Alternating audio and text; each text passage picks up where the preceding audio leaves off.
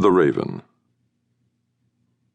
Once upon a midnight dreary, while I pondered weak and weary over many a quaint and curious volume of forgotten lore, while I nodded, nearly napping, suddenly there came a tapping, as of someone gently rapping at my chamber door. "'Tis some visitor," I muttered, "tapping at my chamber door. Only this and nothing more." Distinctly I remember it was in the bleak December, and each separate dying ember wrought its ghost upon the floor. Eagerly I wished the morrow.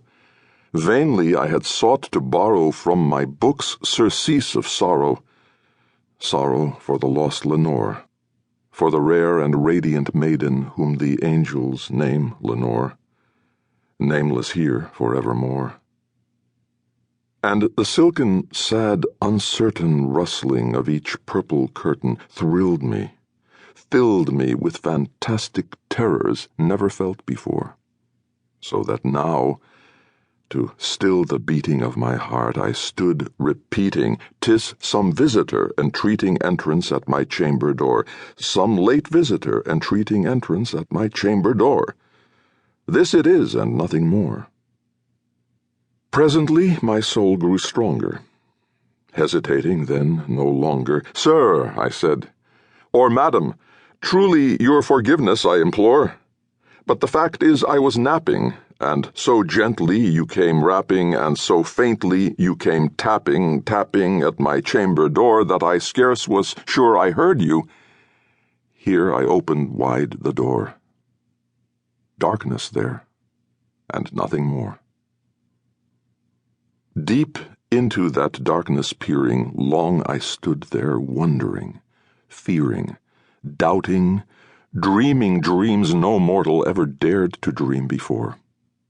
But the silence was unbroken, and the stillness gave no token, and the only word there spoken was the whispered word, "Lenore."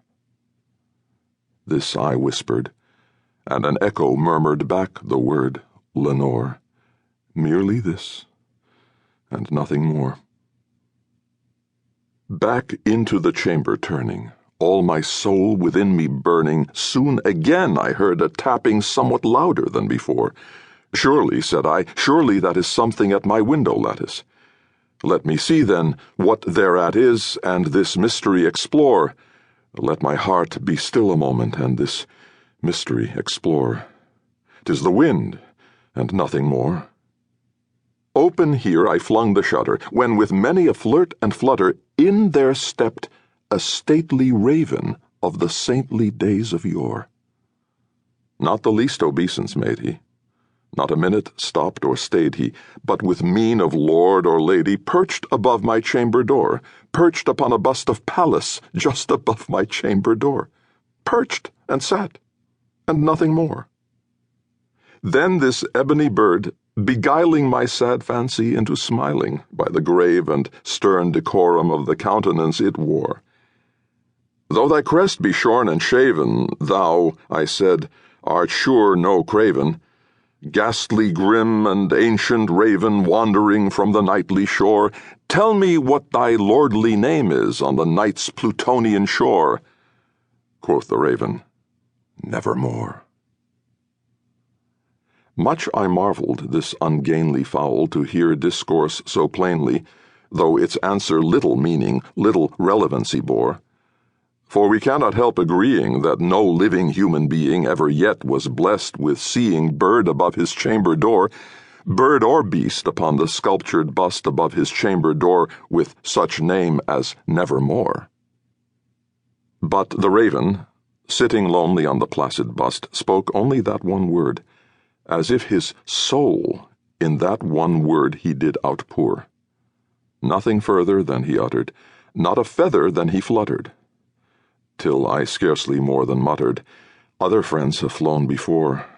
On the morrow he will leave me, as my hopes have flown before."